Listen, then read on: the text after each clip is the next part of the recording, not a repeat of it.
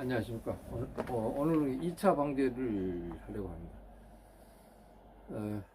2차 방제는 보면은, 방제 이렇게 보면은, 오늘 카리스 미랫빛 비기넨, 요거 살포하고, 그 다음에 이쪽에 살충제는, 리모트를 하겠습니다. 리모트는 뭐냐면은, 복숭아 순나방하고 노린제가 어제 일하다 보니까 보였어요. 그래서 오늘 요 약제에 대해서 조금 말씀드리고, 또 약제를 어떻게 치는 것이 가장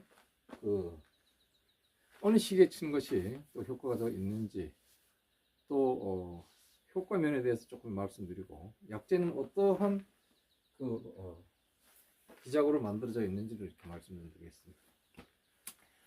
2차 방제는 만개 5일 후, 제가 이제 5일 지났어요. 한 5, 6일 정도 된 것 같은데, 만개라고 하면은 이제 꽃이 70 내지 80%가 이제 폈을 때, 그러니까 꽃이 반대로 얘기하면은 꽃이 거의 떨어지고 한 10% 20%라고 남았을 때, 뭐 이렇게 보시면 되겠어요.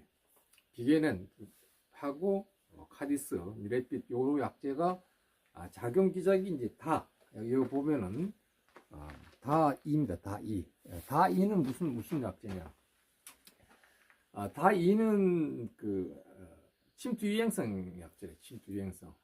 그러니까 침투 유행성 약제라는 것은 비가 장기간 오거나 왔을 때 병이 이미 들어가 있을 것이다 하는 예상을 해서 치는 약제가 돼요. 그러니까 지금 2차 방제인데 지금 1차 치고 상당한 시간이 지나서 병이 왔을 수가 있다는 얘기죠. 그러니까 갈색무늬병하고 조무늬병이 이미 왔을 수가 있습니다. 왜냐하면 작년에 갈색무늬병에 있던 그 잎들이 땅에 떨어져 있다가 그것이 비가 오거나 바람이 불면은 발화합니다. 이미 과촉엽에 처음에 사과 잎이 먼저 나오죠. 이 1차적으로 과촉엽에 전염이 될 수 있습니다. 전염됐다가 그 다음에 2차 본엽으로 이제 이동되죠. 그리고 포자가 형성됐다가 병이 옮겨지는 겁니다. 옮겨져 가지고 감염이 되고 이렇게 돼서 결국 잎이 떨어지는 그러한 현상이 오는 것이 갈색무늬병과 전무늬 낙엽병이다, 이렇게 말씀드리겠습니다. 그래서 이 약은 그럼 어떤 약이냐? 작용기작의 침투 유행성 약제는 뭐냐면 이게 물체, 그러니까 이 약제가 이 물체에 이렇게 붙잖아요. 붙게 되면은 이 안쪽으로 들어간다. 입 속으로 들어가서 다른 부위로 이렇게 옮겨져요.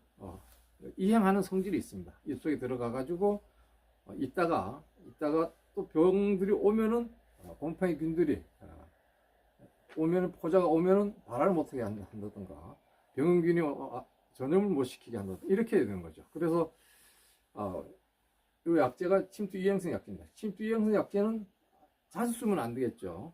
자주 쓸 수가 없습니다. 1년에 딱 한 번만 쓰도록 우리가 여기에 나와 있어요. 그러니까 우리가 여기 보면은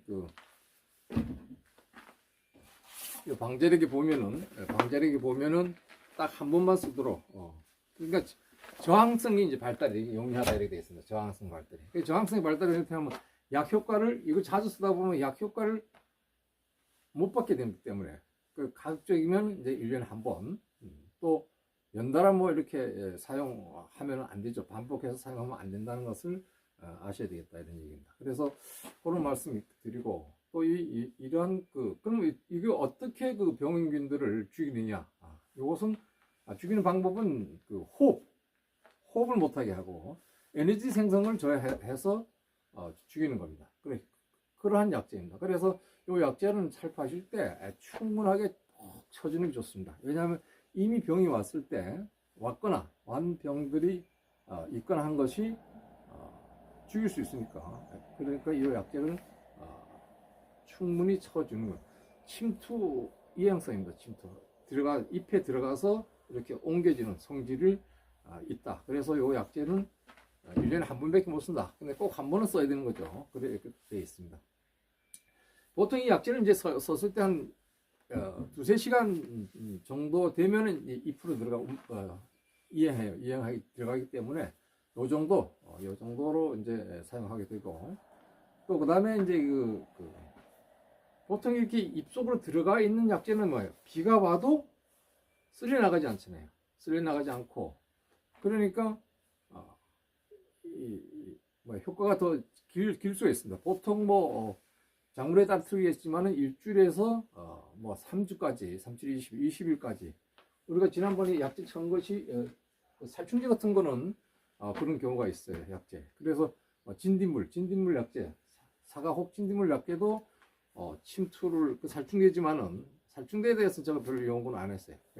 보이면 약을 치면 되니까. 그래서 이런 사과혹 진딧물이라든가 그 다음에 조팝나무 진딧물에 두 가지 종류가 있어요. 그래 두 가지 종류인데 그 조팝나무 진딧물은 이제 한 6월경에 발생되는 거니까 지금은 이파리가 말리는 것이 사과혹 진딧물입니다. 그래서 사과혹 진딧물 약재는 입속으로 들어가기 때문에 영양제가 입속으로 들어가는 약재, 다시 말해서 작은 기저귀 다라든가 이런 약재들은 전착세를 쓰면 안 돼요. 전착세를 여기에서 지금 우리가 사과는 유과기 때는 전착제를 안 씁니다. 안 쓰는데 일반적으로 말씀드리자면 전착제 쓰게 되면은 야들 이동을 줘야 하는 거예요. 근데 이쪽으로 들어가지 못하게 딱 붙여놓는 거나 마찬가지입니다. 그러면 전착세 쓰는 약재는 어떤 것이냐? 전착세는 쓰는 약재는 예방제입니다. 예방제는 다코닐이라든가 다이센이라든가 예방제들이 이제 여기 몇 가지 있어요. 이런 거 다이센 이런 약재들은 작용기작이 카입니다. 작용기작을 보면 우리 사과에서는 작용기작이 보편적으로 카가 이제 예방제입니다. 예방제 약재 중에서도 6월 이전에 쓰라, 이후에 쓰라 이런 시기별로 또 다 나와 있어요. 보면 그리고 예방제가 이제 아주 중요하다. 비가 오기 전에 치는 것이 예방제입니다. 그러니까 이미 병이 이파리 속에 들어갔는데 이 예방제를 쳐도 효과는 없죠. 그 안에 걸 잡지는 못합니다. 그러니까 잡지는 못하는데 이것은 작용기작이 다는 이 안쪽에 완전히 들어간 것을 잡을 수 있고, 그 다음에 있어요. 사죠. 사는 뭐냐? 사는 이제 이 입속에 이파리 보면 귀공까지 약재가 도달하는 거예요. 안에 들어가서 움직이는 게 아니고, 사는 침투성이랍니다. 침투성과 비침투성이라는 것은 아까 얘기한 예방제가 이파리만 붙어 있는 거죠. 그리고 이것은 예방제는 이제 원칙적으로는 전착제를 쓰는 것입니다. 쓰는 것인데 우리가 동록이 발생되니까 유곽이 솜털이 없어진 이후부터 사용하시면 된다. 비가 장마철 이때는 고착제를 써야 되겠죠. 그런데 지금은 쓰면 안 된다. 비가 오더라도 안 된다. 예를 들어서 비가 장기계 좀 왔다 하면은 예방제하고 예방제를 쳐줬어요. 그런데 비가 보통 한 3일만 이렇게 왔다 얘기죠. 그러면은 비가 올 때 비산한다 그랬어요. 곰팡이균들이 이제 탄저병 또 곰팡이균이고 갈색무늬병, 조무늬병 다 곰팡이균들입니다. 거의 다 균들이고 세균은 우리 화상병 같은 세균 이게 균류예요. 지금 얘기하는 것은 전부 다 곰팡이균류들의 치료제입니다. 이것은 치료제죠. 치료제는 뭐니까 병이 있는 것을 고쳐주는 것이 치료제입니다. 그리고 예방제는 병이 오지 못하게 이렇게 이파리다가 약이 붙어 있으면은 여기 균들이 와서 탁 붙었다가 여러 가지 호흡을 줘야 한다든가 여러 가지 방법의 작은 기저귀에서 죽는 것이죠. 그렇게 되는 것이고, 그다음에 예방제에 대해서 조금 설명을 좀 드리겠습니다. 예방제 작은 기저귀 카입니다. 카고 다코닐 이렇게 되어 있고, 그 다음에 이제 네오보르도도 마찬가지로 네오보르도도 카입니다.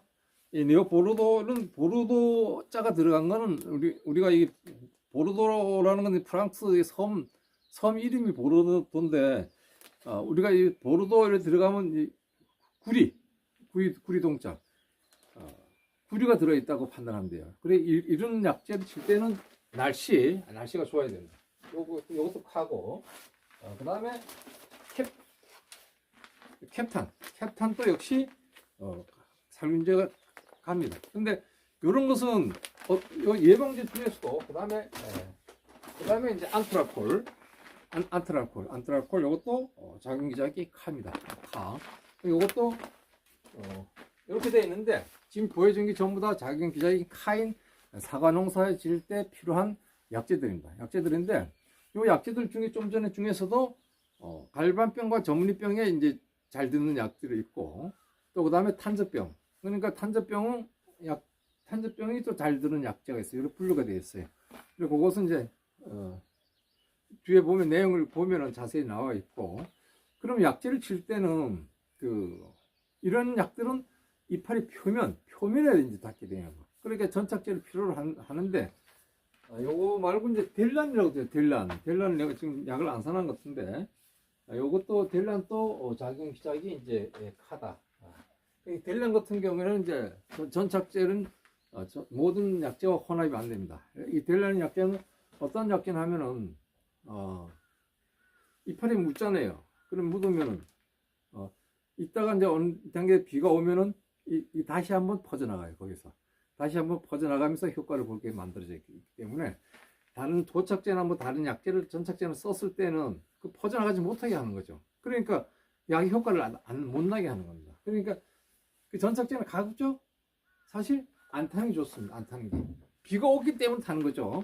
근데 비가 올 때 그 확산성이 있고 고착성이 있고 뭐 그렇습니다. 그러니까 확산성을 잘 퍼져나가게 물의 장력을 없애서 그걸 퍼져나가게 하는 겁니다. 우리가 저런 잎에다 물방울 던지면 똘똘 말리잖아요. 말리는데 그런 이 전착제를 넣으면 그게 더 세밀하게 서로 이렇게 움킬려 하는 물이 그 힘을 없애버리는 거죠. 없애버림으로써 이렇게 잘 퍼져나가게 하기 위해서 우리가 이제 확산성 전착제를 이제 쓰는 겁니다. 쓰는데 여기에 보면은 전부 다 거의 약재들이 보면 성분을 보면은 여기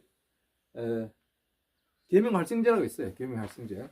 거품이죠. 거품 나는 거. 우리가 비누 많이 쓰면 거품 나잖아요. 그런 거예요. 그러니까 여기 기름기가 사람 몸에 있는데 물이 잘 안 붙잖아요. 그럼 비누물을 갖고 묻히면 잘 붙잖아요. 그런 식이에요. 그러니까 그러한 계면활성제가 다 들어있다는 게. 그러니까 그 성분이 뭐 증량제도 들어있고 그다음에 물을 산도를 조절하는 것도 여기 다 들어있어요. 우리가 그래서 들어있는데 이제 워낙 물이 알칼리성이 되다 보면은 약 효과를 떨어뜨린다 이거죠. 그리고 예를 들어서 우리가 응애약을 쳐요. 응애다 역시 단독으로 칩니다. 응애 당했는데 처음에 이제 표로팔부터 시작해서 응애약을 치는데 응애약도 산성의 약이에요. 산성. 그러니까 이 알칼리성 물에다 넣게 되면 산성은 분해가 빨리 돼버려요. 빨리 되면 안 좋은 거예요. 그러니까 약 효과가 떨어지는 겁니다. 그래서 이 응애약은 단독 칩니다. 요거 중요하죠. 아무것도 넣지 않고 응애약도 이파리만 잘 묻어 있으면은 응애들이 이제 단독 살포하는 것은 뭡니까? 진딧물은 뭡니까? 진딧물이 이파리를 이 침을 이용해서 빨아먹잖아요. 흡수하잖아요. 응애도 마찬가지예요. 조파나무 진딧물이라든가 뭐 사과 혹진딧물 전부 다 빨아먹는 겁니다. 그러니까 이 약재들이 입속으로 들어가가지고 침투 유행성 약재들이 겁니다. 살충제에 대해서 내가 연구를 별로 안 했어요. 안 했는데 이렇게 들어가서 야들이 흡수하다가 그걸 먹고 죽는 거죠. 그렇기 때문에 이런 것은 전착제를 넣지 않는 것이 원칙이다. 이파리 속으로 들어가는 약재들은 계면활성제가 다 들어있어요. 그렇게 들어있기 때문에 사실 안 넣어도 되는데 거의 다 사람들이 이제 넣으려고 하죠. 넣으려고 하는데 저도 뭐 이렇게 넣습니다. 날씨가 비가 온다고 하면은 뭐 거의 뭐 이 개화 시기서부터 시작해서 거의 다 뭐 전착제 안 쓰다가 유과기를 지나 나서부터는 45일이 이제 유과기입니다. 거의. 그러니까 과일을 보면 알 수 있어요. 솜털이 없어졌는지.